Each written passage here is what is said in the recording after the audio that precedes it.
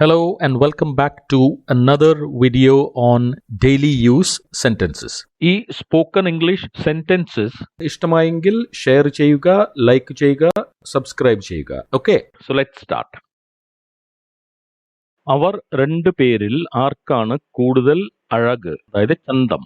അവർ രണ്ടു പേരിൽ ആർക്കാണ് കൂടുതൽ അഴക് അല്ലെങ്കിൽ കൂടുതൽ ചന്തം? Who is prettier of the two? Who is prettier of the two? Pretty എന്ന് പറയുന്നത് ചന്തം അല്ലെങ്കിൽ അഴക്. Prettier എന്ന് പറയുമ്പോൾ അതിന്റെ കമ്പാരിറ്റീവ് ഡിഗ്രി എന്നാണ് പറയുക. അതായത് രണ്ട് പേര് തമ്മിൽ നമ്മൾ കമ്പയർ ചെയ്യുമ്പോൾ ആർക്കാണ് കൂടുതൽ ഭംഗി എന്നതിനെയാണ് നമ്മൾ who is prettier of the two. രണ്ടു പേരിൽ who is prettier. ആരാണ് കൂടുതൽ ബുദ്ധിശാലി? അവനോ അവളോ?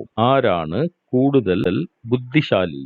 അവനോ അവളോ? Who is more intelligent? He or she? Who is more intelligent? He or intelligent എന്ന് പറഞ്ഞാൽ ബുദ്ധിയുള്ള ആൾ. Who is ആരാണ്? more intelligent കൂടുതൽ intelligent അതായത് കൂടുതൽ ബുദ്ധിശാലി ആണ്. He or she അവനോ അതോ അവളോ? ആരുടെ ഇംഗ്ലീഷാണ് കൂടുതൽ നല്ലത്? അവന്റെയോ അവളുടെയോ? ആരുടെ ഇംഗ്ലീഷാണ് കൂടുതൽ നല്ലത്? അവന്റെയോ അവളുടെയോ? Whose English is better? His or hers? Whose English is better? His or hers? അവന്റെയോ അവളുടേതോ? His or hers? Whose English ആരുടെ English is better? His or hers? ആരാണ് കൂടുതൽ നന്നായി ഇംഗ്ലീഷ് സംസാരിക്കുക?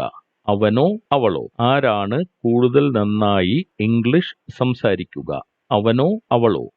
Who speaks better English? He or he? Who speaks better English? He or he? ഇവരിൽ ഏറ്റവും നല്ല കളിക്കാരൻ ആരാണ്? ഇവരിൽ ഏറ്റവും നല്ല കളിക്കാരൻ ആരാണ്? Who is the best player among them?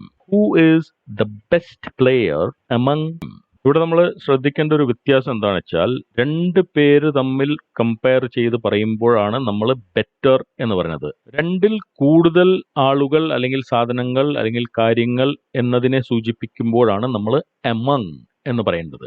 Okay, അപ്പോ രണ്ട് കളിക്കാരുടെ ഇടയിൽ ആരാണ് നല്ല കളിക്കാരൻ എന്നാണ് ചോദിക്കണമെങ്കിൽ who is the better player of the two? അപ്പൊ ഇവിടെ നമ്മൾ ബെറ്റർ പ്ലെയർ എന്നാണ് പറയുന്നത്. രണ്ടിൽ കൂടുതലാവുമ്പോൾ നമ്മൾ ചോദിക്കുന്നത് who is the best player among them? among them അവരുടെ ഇടയിൽ ആരാണ് ബെസ്റ്റ് പ്ലെയർ? നിന്റെ മാതാപിതാക്കളോട് എൻ്റെ സ്നേഹാദരങ്ങൾ അറിയിക്കണം. നിന്റെ മാതാപിതാക്കളോട് എൻ്റെ സ്നേഹാദരങ്ങൾ അറിയിക്കണം. Convey my regards to your parents.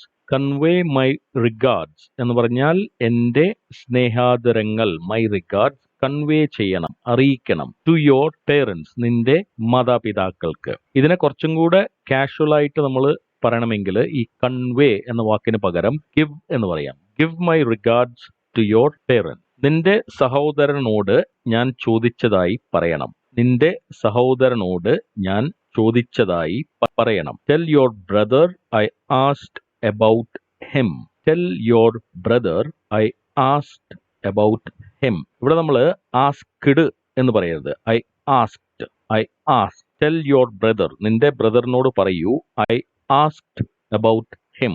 ഞാൻ അവനെക്കുറിച്ച് ചോദിച്ചായി അവനോട് പറയൂ. നീ എന്താ കിതയ്ക്കുന്നത്? നീ എന്താണ് കിതയ്ക്കുന്നത്? Why are you panting? Why are you panting? കിതയ്ക്കുക എന്നതിനെ പാന്റ് എന്നാണ് പറയുന്നത്. അപ്പോ കിതയ്ക്കുന്നതിനെ പാന്റിങ് എന്ന് പറയും. ഓക്കെ, നമുക്ക് അറിയാവുന്ന ഒരു കാര്യമാണ് ഒരേ വാക്കിന് തന്നെ പല പല അർത്ഥങ്ങൾ ഇംഗ്ലീഷിൽ കാണും. ഫോർ എക്സാമ്പിൾ ഇവിടെ തന്നെ നോക്കൂ, പാന്റ് നമ്മൾ ധരിക്കുന്ന വസ്ത്രത്തിനെയും പാന്റ് എന്ന് പറയും, കിതയ്ക്കുന്നതിനെയും പാന്റ് എന്നാണ് പറയുക. ശബ്ദമുണ്ടാക്കാതെ നീ കുഞ്ഞിനെ ഉണർത്തും.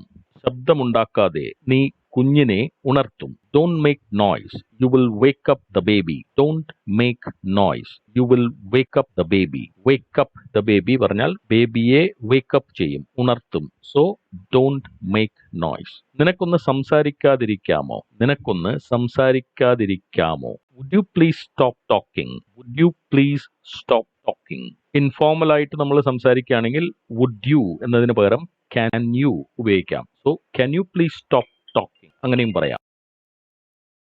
ഇന്ന് ഞാൻ പതിവിലും നേരത്തെ എഴുന്നേറ്റു. ഇന്ന് ഞാൻ പതിവിലും നേരത്തെ എഴുന്നേറ്റു. Today I got up earlier than usual. Today I got up earlier than usual.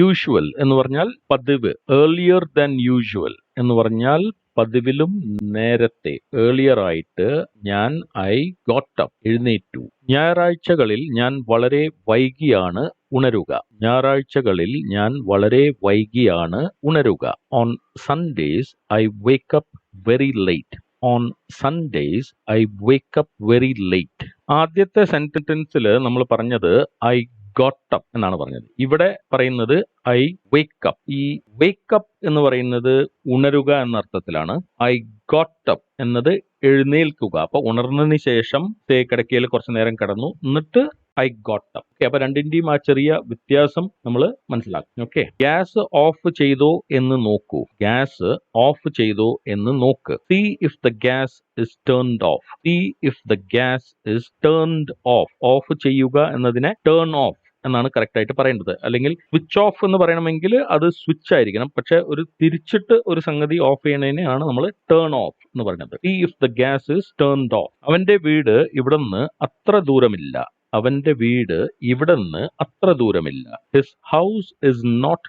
That far from here. His house is not that far. അത്ര ദൂരം. ഫാർ എന്ന് പറഞ്ഞാൽ ദൂരം. Is not that far. അത്ര ദൂരം ഫ്രം ഹിയർ. ഇവിടുന്ന്. മുറിയുടെ പുറത്ത് കാത്തിരിക്കൂ. മുറിയുടെ പുറത്ത് കാത്തിരിക്കൂ. Please wait outside the room. Please wait outside the room. Appo, thank you very much for watching. See you in the next video.